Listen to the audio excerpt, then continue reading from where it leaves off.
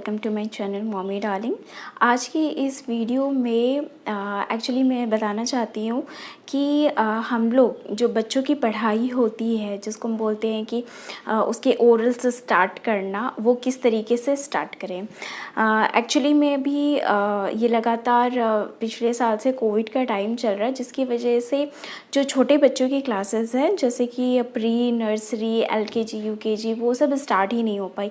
तो बहुत सारे ऐसे बच्चे थे जिनको एडमिशन लेना था, वो एडमिशन नहीं ले पाए। जो बच्चे नर्सरी या प्री KG में थे वो आगे का मतलब स्कूल जाके नहीं पढ़ पाए। बहुत सारे ऐसे पेरेंट हैं जिनको ऑनलाइन क्लासेस के अलावा भी ये चाहिए कि अगर हम अपने बच्चे का स्टार्टिंग से एडमिशन कराते फॉर 2.5 ईयर और 3 ईयर तो उनकी पढ़ाई हम कैसे स्टार्ट करवा सकते थे घर पे।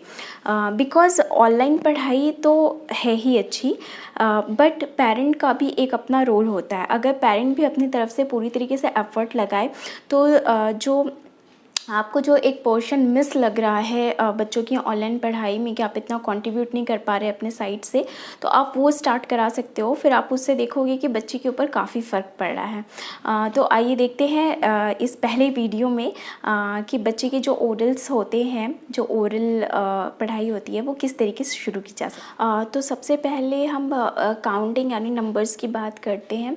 बच्चों को नंबर सिखाना सबसे ईजी टास्क होता है, तो इसीलिए आप हमेशा इसी से शुरुआत करें कि बच्चे इसको सबसे पहले बहुत आसानी से सीख जाते हैं। इसकी स्टार्टिंग करने के लिए सबसे पहले तरीका है कि आप पहले 1 to 20 का एक ब्रॉड चार्ट पेपर अपने रूम में या जिस कमरे में बच्चा रहता है उसमें पेस्ट कर दें। अगर आपको ऐसा चार्ट पेपर नहीं मिल रहा है 1 to 20 का, 1 to 50 का, तो आप एक नॉर्मल वाइट चार्ट पेपर ले करके उस पर कलर पेंट करके या फिर वैक्स कलर या स्केच कलर से भी बना करके उसको पेस्ट कर सकते हैं। एक्चुअली होता कुछ नहीं है, जब आपके कमरे में वो पेस्ट हो जाता है तो बच्चा उसकी तरफ शुरू शुरू में अट्रैक्ट होता है और मे भी उसको अपने से पढ़ने की कोशिश करता है। तो आप उसकी हेल्प करेंगे तो बच्चे को भी फ़ायदा होगा। बहुत सारे बच्चे होते हैं उसको बिल्कुल भी नहीं देखते, बिल्कुल भी मतलब ज़्यादा उसकी तरफ जाने की कोशिश नहीं करती कि क्या है ये, कोई पढ़ाई की चीज़ हमें पढ़ना पड़ेगा, तो उसमें भी कोई टेंशन की बात नहीं है। सेकंड थिंग कि आप इसकी स्टार्टिंग ना गेम में करें। जैसे कि आप बॉल थ्रो कर रहे हैं तो आप काउंट करके हमेशा थ्रो करें 1 2 3, तो बच्चा कैच करेगा तो बच्चा भी आपको इमिटेट करेगा और वो वैसे ही बॉल थ्रो करेगा 1 2 3। एंड देन सेकंड की ये कि जब आप उसके साथ है ना गेम्स खेलें, रनिंग वाले गेम्स, जैसे कि आओ हम दोनों खड़े होते हैं, देखते हैं कौन पहले निकलता है, तो आप है ना काउंटिंग करें 1 2 3, तो बच्चे को लगेगा ओके 3 पे, मतलब हो सकता है पहली बार में ना भागे, दूसरी बार में ना भागे, बट आफ्टर आप 2-3 बार जब ऐसे बोलेंगे 1 2 3 तो उसको ये समझ में आ जाएगा कि 3 के काउंट पे उसको भाग जाना है यानी रन करना है। फिर आप है ना खुद मत जीतिए, बच्चे को जीतने दीजिए, तो बच्चा उससे बहुत इंस्पायर होता है, खुश होता है। उसको लगता है कि मैंने अच्छा काम किया है, मम्मा पापा इस तरीके से काउंट करेंगे तो मैं दौड़ सकता हूँ।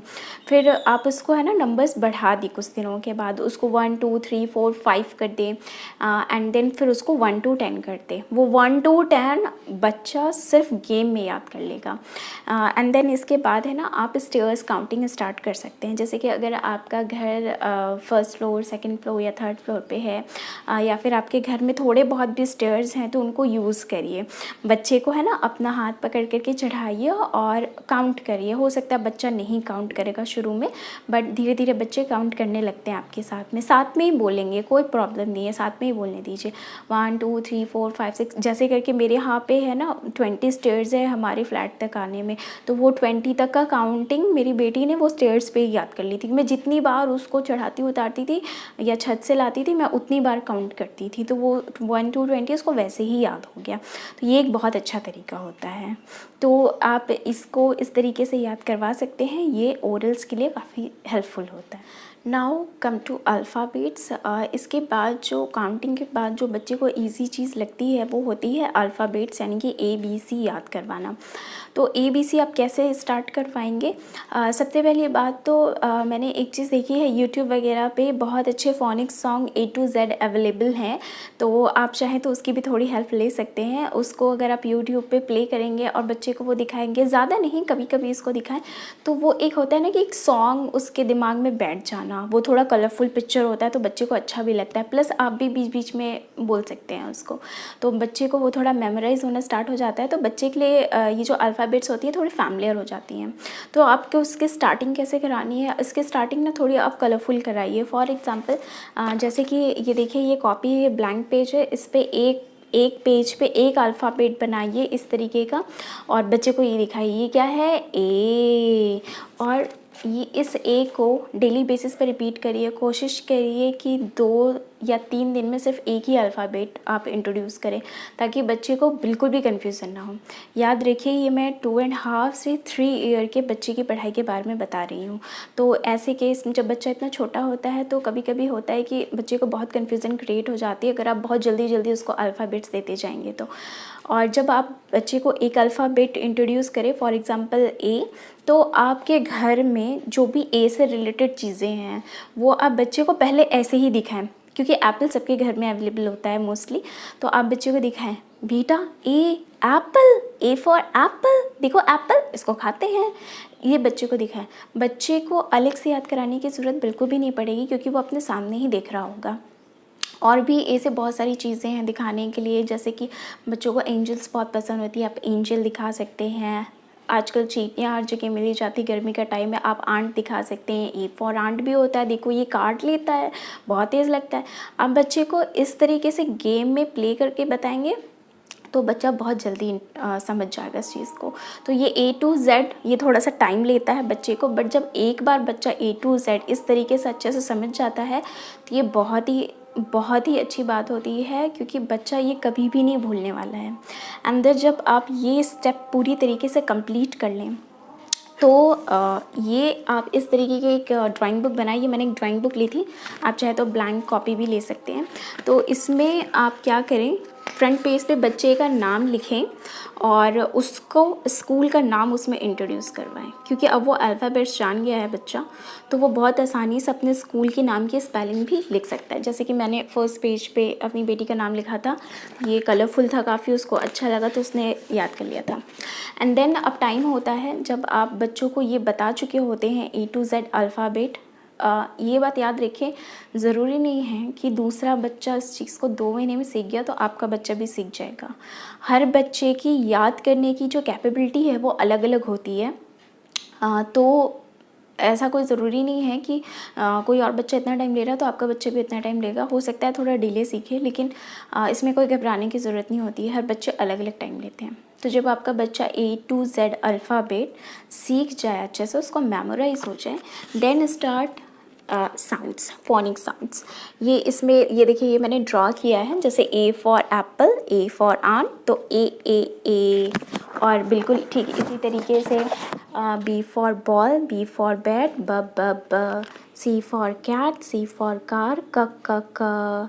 तो आप जब बच्चे को इस तरीके से ये साउंड्स विद फिगर बताते हैं तो बच्चा बहुत आसानी से उस साउंड को उस अल्फ़ाबेट से रिलेट कर लेता है, और इससे जो आने वाले टाइम का मतलब प्रोनाउंसिएशन होता है वो भी अच्छा हो जाता है, प्लस बच्चे को स्पेलिंग्स बनाने में बहुत आसानी हो जाती है।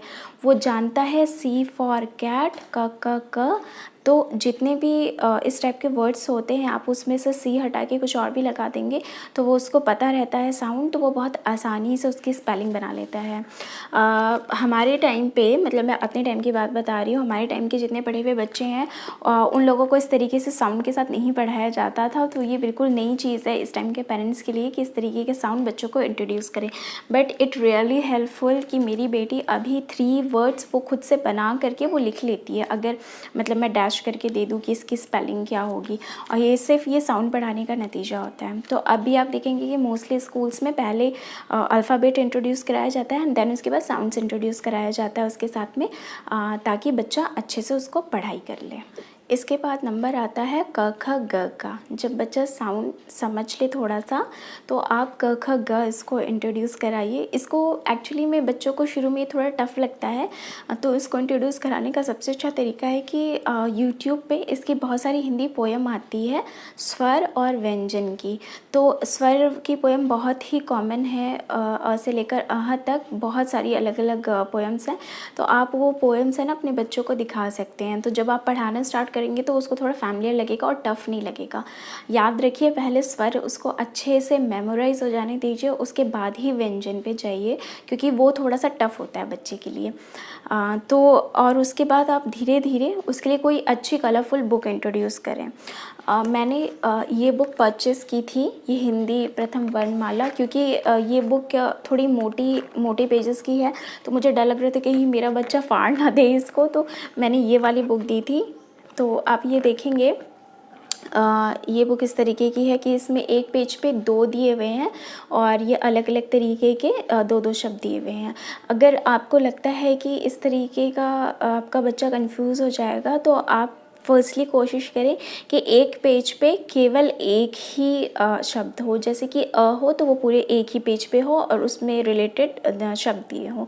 दूसरे पे हो, उससे रिलेटेड शब्द दिए हों, तो ये भी काफ़ी हेल्पफुल होता है। मैंने ये इसलिए ली क्योंकि ये थोड़ा-सा मोटा पेज था, मेरे बच्चे पेज फाड़ देते हैं, तो मुझे यही थोड़ा ठीक लगा। आप चाहे तो इसे भी परचेज़ कर सकते हैं। ज़्यादातर बुक मैंने ऑनलाइन ही परचेज़ की, क्योंकि कोविड टाइम पे मैं बाहर लेने नहीं जा पाती थी, तो मैंने ज़्यादातर बुक अमेज़न या फिर फ्लिपकार्ट से ही परचेज़ की है। अगर आप वो लिख करके सर्च करेंगे तो आपको बहुत आसानी से मिल जाएगी। तो ये था कि आप काउंटिंग, अल्फ़ाबेट्स और क, ख, ग, ओरल्स किस तरीके से इंट्रोड्यूस करेंगे अपने बच्चे को। तो ये कुछ स्टेप्स थे पेरेंट के लिए, जो आप बिल्कुल जो बच्चे एडमिशन लेना चाहते हैं आगे, या जो बच्चे अभी एडमिशन लिए थे उस बच्चे को आप किस तरीके से पेरेंट के गाइडेंस दे सकते हैं। तो अभी मैं इस तरीके के और वीडियोस बनाने वाली हूँ कि आप इंग्लिश और हिंदी किस तरीके से इनकी पढ़ाई स्टार्ट करें। तो ज़्यादा अपडेट के लिए मेरा चैनल ज़रूर सब्सक्राइब करें और मेरे वीडियो को ज़रूर लाइक्स दें। अगर आपको ये वीडियो अच्छा लगा है तो प्लीज़ मुझे कमेंट ज़रूर करें। कुछ ऐड करवाना चाहते हैं तो भी मुझे कमेंट करें, और किसी चीज़ पे अगर आपको वीडियो चाहिए तो वो भी मुझे कमेंट सेक्शन में ज़रूर लिख कर के भेजें। Thank you.